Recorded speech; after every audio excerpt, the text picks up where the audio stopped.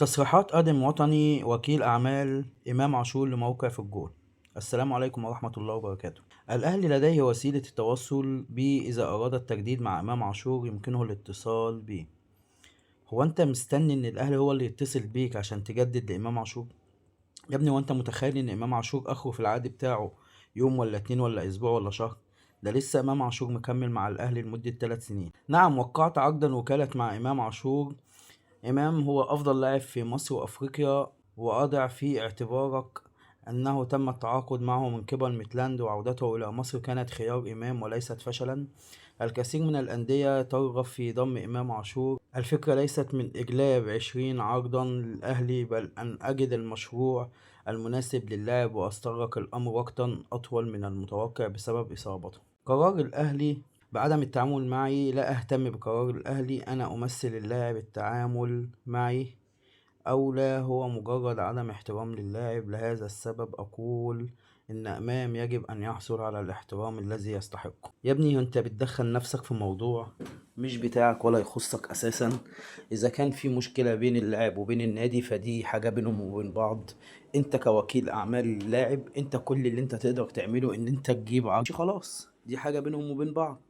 انما انت ما تتكلمش بقى وتقول انا مستني تليفون من النادي الاهلي وهم معاهم رقمي وهم معاهم معرفش ايه.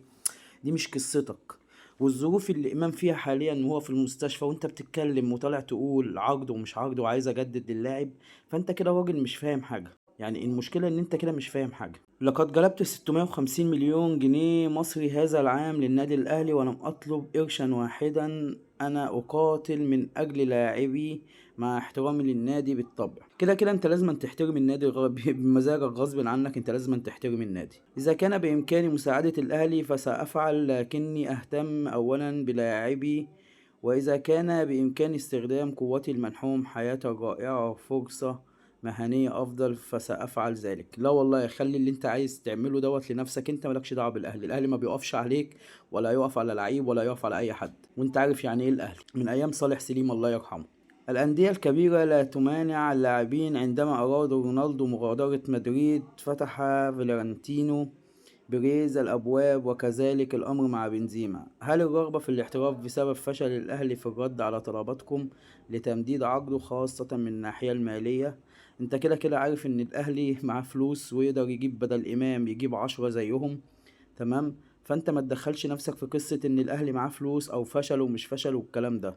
يعني ما تحطش شماعتك على حاجة فاضية. يعني امام افضل لاعب بفارق كبير في مصر وافريقيا عن اي لاعب اخر. يجب ان يتم احترامه في كل الجوانب سواء المالية او التعامل معه واحترامه. هو افضل لاعب حاليا في الوسط الرياضي. بس انت مالكش دعوة بقى الاهلي يحترمه ما يحترمهوش، هم مع بعضيهم. انت دي حاجة مش بتاعتك. انت برضه في الاول وفي الاخر وكيل اعمال. يعني انت لا مؤاخذه كده، يعني زي ما انت ما بيقولوا كده، اطبخ يا جاري اكلف يا سيدي. انت اللي يقولك عليه اللاعب هو اللي انت هتعمله. اكتر من كده انت مالكش لازمه. استطيع جلب 10 عروض من الدوريات الخمسه الكبرى ومن السعوديه لامام بكل سهوله، والاهلي لم يعرض علينا اي شيء حتى الان. هو الاهلي مش هيعرض عليك حاجه. انت اللي هتيجي تعرض على الاهلي يا راجل اللي بتفهم. انا اللي باجي اقول للاهلي انا عندي عرض في الحته الفلانيه، عندي عرض في الحته الفلانيه. فانا بعرض على الاهلي، والاهلي لو الدنيا تمام معاه والدنيا كويسه معاه والرقم اللي هو عايزه لقاه موجود ويمضي العقودات على هذا الرقم، فطبيعي ان الاهلي هيقول لك اتفضل شوف انت هتعمل ايه وانا معاك. انما هو الاهلي مش هيجي هو اللي هيعرض عليك. فيا ريت لو عجبكم الفيديو يا ريت الاشتراك في القناه واللايك الجميل، واهم حاجه تصلي على النبي. والسلام عليكم ورحمه الله وبركاته.